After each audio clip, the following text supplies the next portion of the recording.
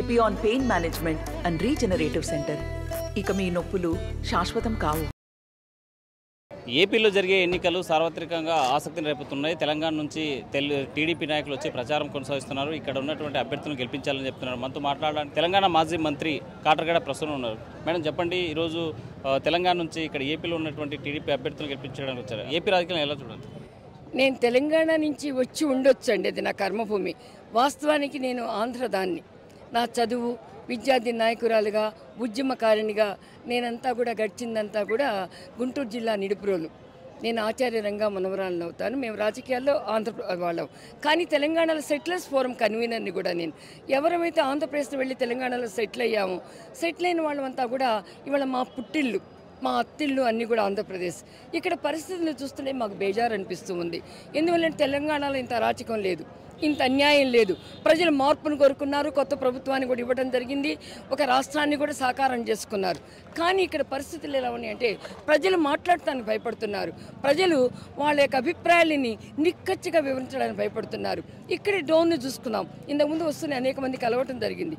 వారు చెప్తుంది ఏంటంటే మా మంత్రి గారికి కనుక తెలిస్తే ఓటేసేప్పుడు మేము వేస్తాం. ఇది కరెక్ట్ కాదు. ఆ మంత్రి గారు ఒక రాష్ట్రంలో ఉన్నటువంటి సెక్రటేరియట్నే బిల్లుల కోసం తాకట్టు పెట్టినటువంటి వ్యక్తి.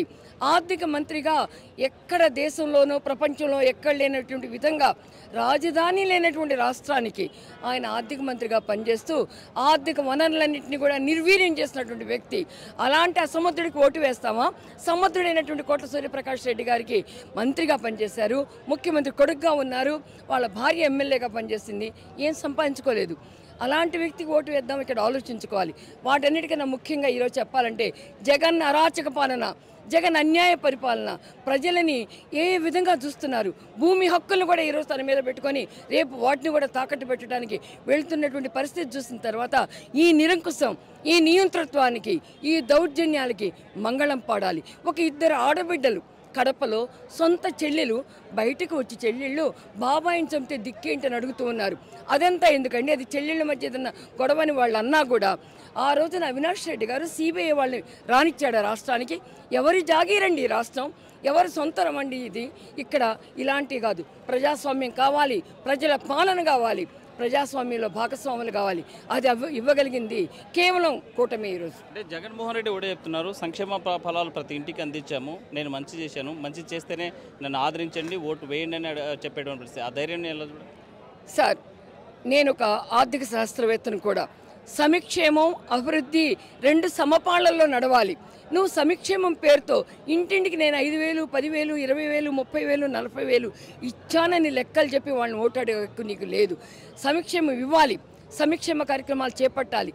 ఎవరికైతే ప్రభుత్వ ఫలాలు అందడంలో జాప్యం జరిగిద్దో, ఎవరికైతే కూడా దారిద్ర్య రేఖ దిగువన బతుకుతూ ఉంటారో, వాళ్ళకి ఎవరికైతే అభివృద్ధి నోచుకోలేదో ఆ నిమ్న వర్గాల కోసం, ఆ తాడిత వర్గాల కోసం, ఆ పీడిత వర్గాల కోసం, వారి కోసం రాజ్యాంగబద్ధంగా సంక్షేమ కార్యక్రమాలు చేపట్టాలి.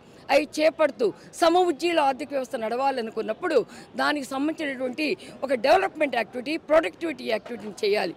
ఇంతవరకు సాగునీటి రంగంలో ఇక్కడ అభివృద్ధి లేదు, ఉత్పాదక రంగంలో, పారిశ్రామిక రంగంలో అభివృద్ధి లేదు, సేవల రంగంలో లేదు. ఆర్థిక వ్యవస్థ అంతా కూడా తాకట్టు పెట్టి ప్రతి మనిషి మీద 2 లక్షల రూపాయల పైగా అప్పుని క్యారీ చేసుకుంటూ మనం బతుకుతున్నాం. మనం 2 లక్షల అప్పుని 3 లక్షలకి, 4 లక్షలు, 5 లక్షలు తీసుకెళ్ళడానికి నీకు 15,000 రూపాయలు లంచం ఇస్తున్నామంటే భరిద్దామా? భరించే పరిస్థితి కాదు. సంక్షేమం ఎప్పుడు ఉండాలి. ఇది సంక్షేమ వ్యవస్థ.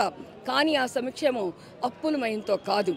దేనికి అవసరం, ఎంత అవసరం, ఏ సమయంలో ఇవ్వాలని ఆ ముసుగు వేసుకొని మీకు ఇస్తున్నానని చెప్పి ఎవరినో పెట్టి లెక్కలు చూసి రేపొద్దు నేను అధికారంలో లేకపోతే ఆపడానికి ఎవడబ్బో సొత్తండి ఇది? తన ఇంట్లోంచి తెచ్చాడా?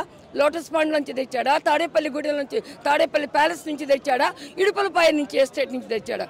కాదే, ప్రజల ఖజానా నుంచి దోసుకుంటున్నాడు. మాది మాకివ్వడానికి ఆయన మాట్లాడేది ఏంటండి? అప్పు మా మీద లేకుండా అభివృద్ధిని అందించండి, అది కోరుకుంటాం. సంక్షేమంకి మొదట ఆరాధ్య చంద్రబాబే.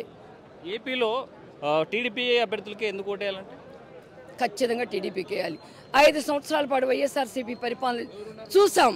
టీడీపీ క్యాండిడేట్స్కి వేయాలంటే అర్థం ఏంటంటే చంద్రబాబు నాయుడు గారి పరిపాలన కావాలని, నిష్పక్షపాతమైనటువంటి పరిపాలన, ప్రజారంజకమైనటువంటి పరిపాలన, ప్రజల వద్దకు వచ్చేటువంటి పరిపాలన, అభివృద్ధి చిరునామాగా మారేటువంటి పరిపాలన, ఇవన్నీ అందించగలిగిన సత్తా, వాటన్నిటి నుంచి వాక్ స్వాతంత్రాన్ని, స్వేచ్ఛని, సౌభ్రాతృత్వాన్ని ఇవ్వగలిగిన, సమాఖ్య స్ఫూర్తిని ఇవ్వగలిగినటువంటి వ్యవస్థను అందించగలిగేది, రాజధాని నిర్మాణం చేపట్టగలిగేది, రైతులకు న్యాయం చేసేది టీడీపీ కనుక. ఫైనల్గా ఏపీ ప్రజలకు మీరు ఏం చెప్పదలుచుకున్నారు? ధైర్యంగా ముందుకు రండి, నిష్పక్షపాతంగా మీ ఓటు హక్కును వినియోగించుకోండి. మాకే ఓటు అని మేము అడగటల్లా, నిష్పక్షపాతంగా ఓటు హక్కుని వినియోగించుకొని ఓటు అమ్ముడుపోకుండా ఉండేది చూసుకొని ప్రజాస్వామ్యానికి నిర్వచనమైన రీతిలో ప్రజల్ని దగా చేసే రాజకీయాలకు స్వస్తి పలికేట్టుగా, హత్యా రాజకీయాలకు స్వస్తి పలికేట్టుగా మీ విధానంగా మీరు ఆలోచించి, మీరు ఎంతో ఓటర్లు సుశిక్షితులు, ఓటర్లు ఎంతో తెలివైన వారు, ఆలోచించమని అడుగుతున్నాం. రైట్.